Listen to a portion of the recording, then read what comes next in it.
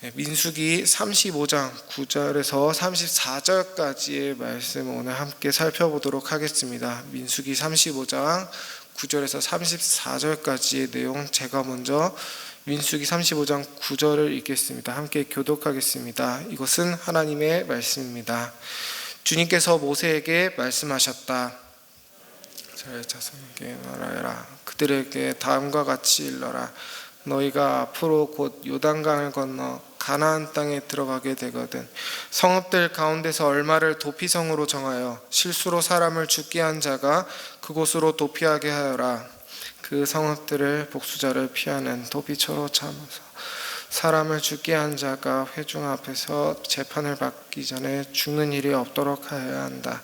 너희가 레위 사람에게 줄 성읍들 가운데서 이들 6성읍을 너희의 도피성으로 삼아라. 그 가운데 3성읍은 요단강 동쪽에 두고 나머지 3성읍은 가나안 땅에 두어 도피성이 되게 하여라. 이들 6성읍은 이스라엘 자손은 물론이려니와 외국인이나 너희와 함께 사는 본토인이면 누구든지 실수로 사람을 죽게 한 자가 도피하는 곳이 될 것이다.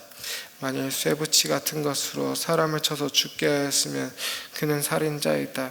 그러한 살인자는 반드시 죽여야 한다.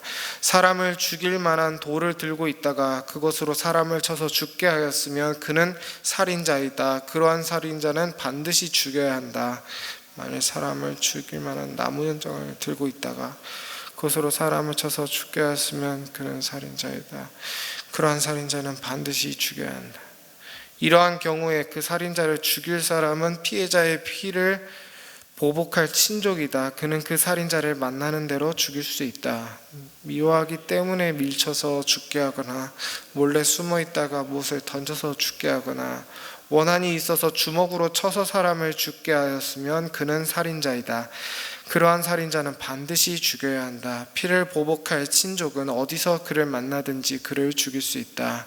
그러나 아무런 권한도 없이 사람을 밀치거나 몰래 숨어 있다가 무엇을 던지거나 한 것이 아니고 잘못 보고 굴린 돌이 사람에게 맞아 그를 죽게 하였으면 그 가해자가 피해자의 원수가 아니고 더욱이 그를 해칠 의사가 전혀 없었던 것이므로 회중은 이러한 규례에 따라서 그 가해자와 피를 보복할 친족 사이를 판단해야 한다. 회중은 그 살인 혐의를 받은 사람이 피를 보복할 피해자의 친족에게서 보복을 당하지 않도록 그 살인 혐의자를 그가 도피한 도피성으로 돌려보내야 한다. 그리고 그는 거룩한 기름을 부어 성직에 임명된 대제사장이 죽을 때까지 거기에 머물러야 한다. 도피성으로 피한 그 살인자가 도피성의 경계 밖으로 나갔을 때에 마침 피를 보복할 친척이 그를 알아보고 도피성의 경계 밖에서 죽였으면 그 친척에게는 아무런 살인죄도 적용되지 않는다. 살인자는 반드시 대제사장이 죽을 때까지 도피성에 머물러 있어야 하고 대제사장이 죽은 다음에야 비로소 자기 소유지가 있는 땅으로 돌아갈 수 있다. 위에서 말한 율례는 너희가 어디에 가서 살든지 자자손손 모든 세대에 적용되는 율례이다. 누구든지 사람을 죽인 사람은 살인자이므로 반드시 죽여야 한다. 그러나 거기에는 증인들이 있어야 한다.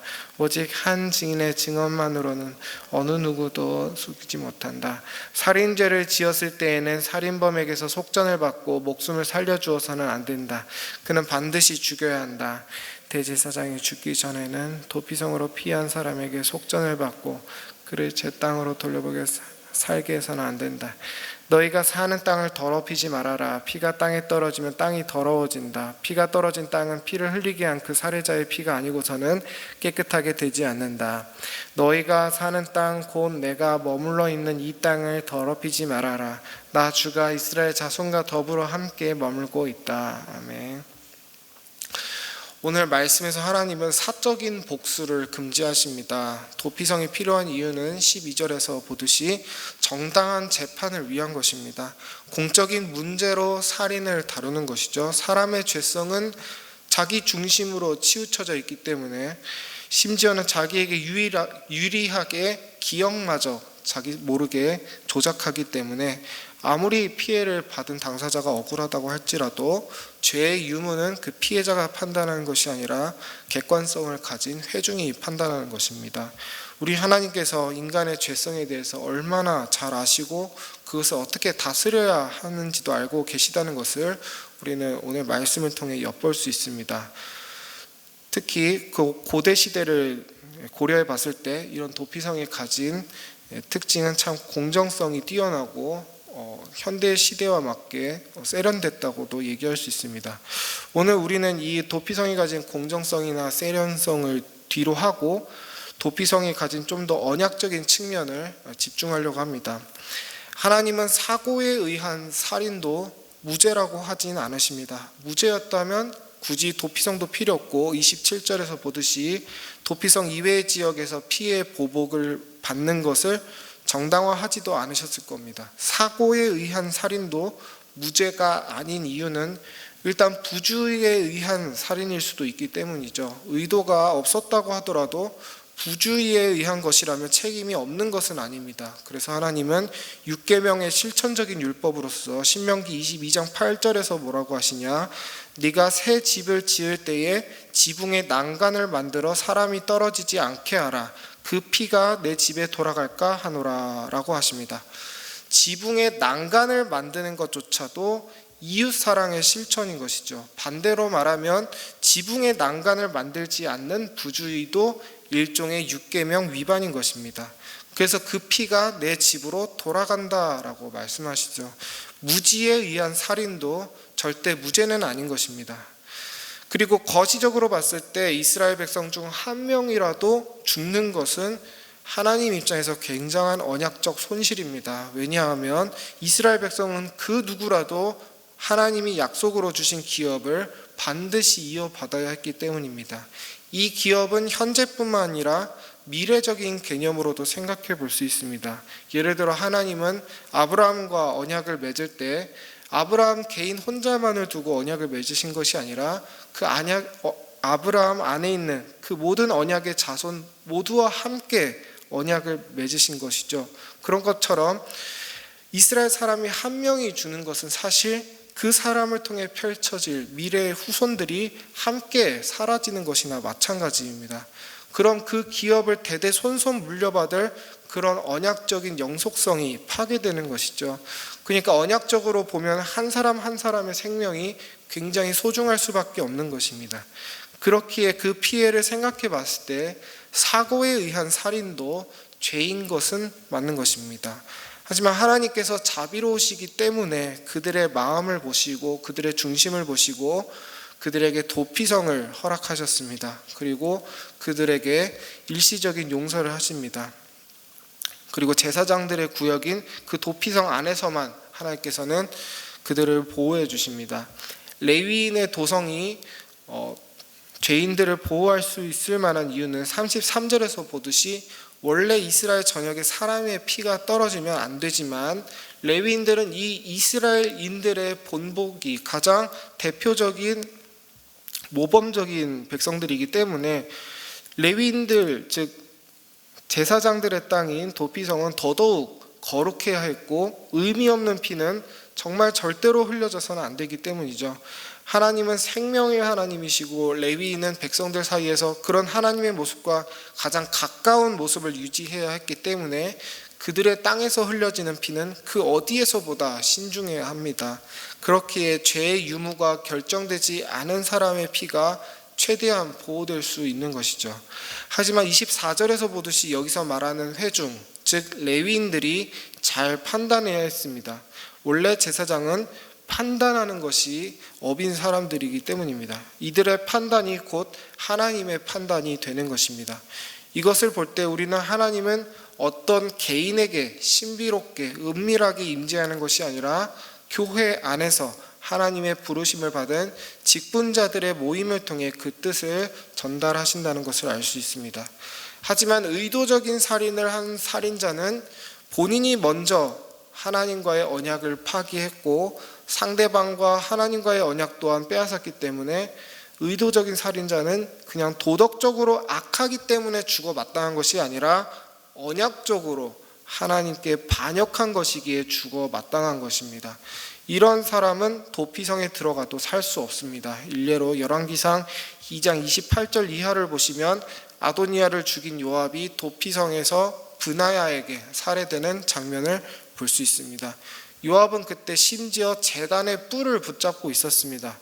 당시 거룩한 기름을 바른 제단의 뿔은 모든 부정한 것을 정결하게 하는 힘이 있었지만 하나님은 그 힘을 미신적으로 주신 것이 아니라 예수님께서 기름 부음 받은 그리스도, 즉 기름 발린 제단의 뿔이라는 언약적 의미로 그런 힘을 주신 것이기 때문에 그 살인자처럼 언약을 파기하고 등하시한 자에게는 효력이 없는 것이죠.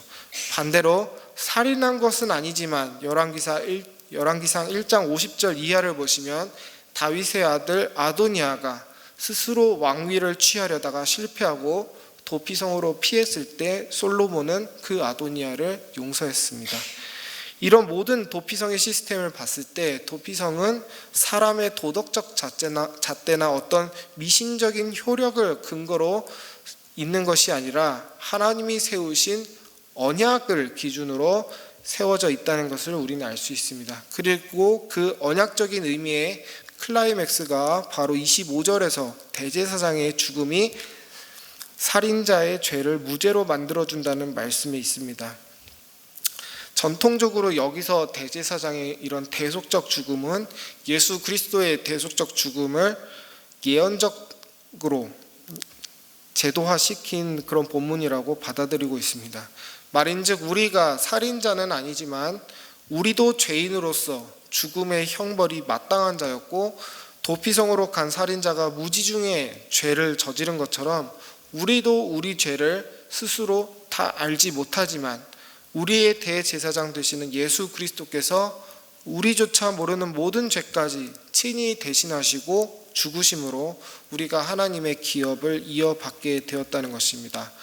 그러니까 하나님은 언약에 신실하셔서 이 도피성의 제도를 폐기하신 것이 아니라 우리 주 예수 그리스도 안에서 도피성을 완성시키신 것입니다. 신약 시대에 사는 우리는 오직 예수 그리스도 안에서만 보호받고 우리의 생명을 그분의 대속적 죽음에 의존하고 살고 있는 것이죠. 이 말씀을 33절의 말씀과 함께 생각해 봤을 때 아이러니가 일어납니다. 33절에서는 살해자의 피가 땅의 더러움을 소멸시키는데 25절에선 대제사장의 죽음이 죄인들의 죄를 소멸시킵니다. 가장 거룩한 자의 역할과 가장 패역한 자의 역할이 서로 겹칩니다.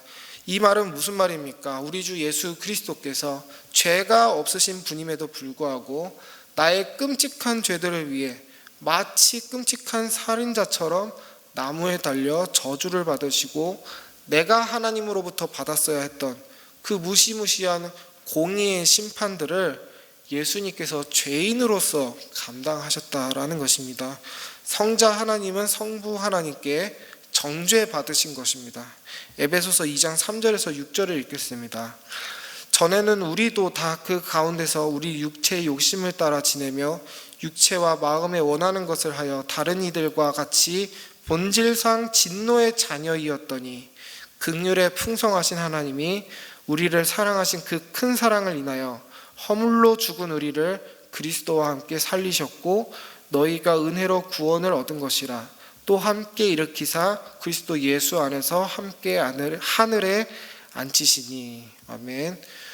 우린 죄로부터의 구원은 당연한 복으로 여기고 그 이외에 특별한 세상적인 복을 원합니다. 하지만 가장 특별한 복은 영원히 그리스도 자체이십니다.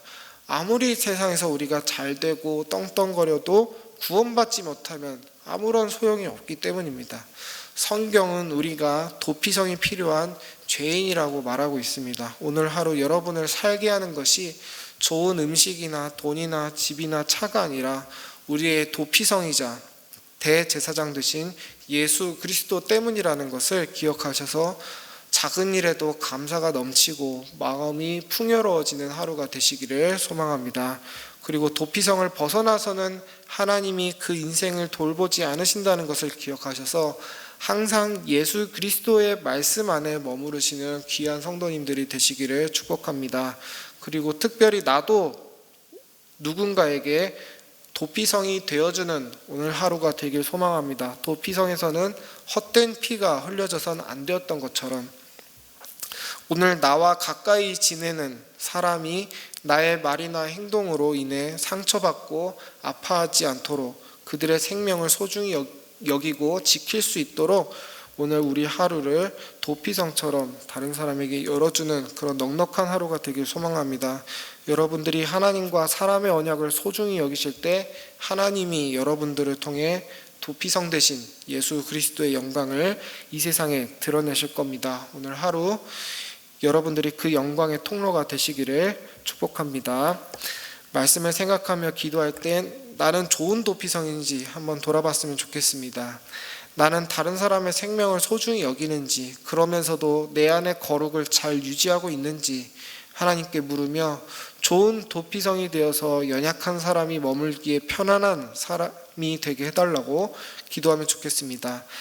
매주 수요일은 국가와 선교사를 위해 기도하는 날입니다. 하나님은 국가를 통해서도 우리를 보호하십니다.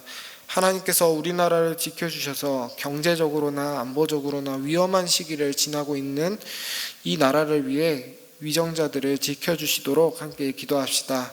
그리고 오늘도 하나님의 복음을 전하는 선교사님들의 안전과 믿음과 사역을 지켜달라고 기도합시다.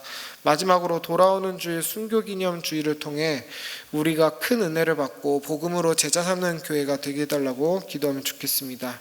그럼 이 모든 것을 위해 기도하신 후에 담대하게 세상 속으로 나아가시기 바랍니다. 기도합시다.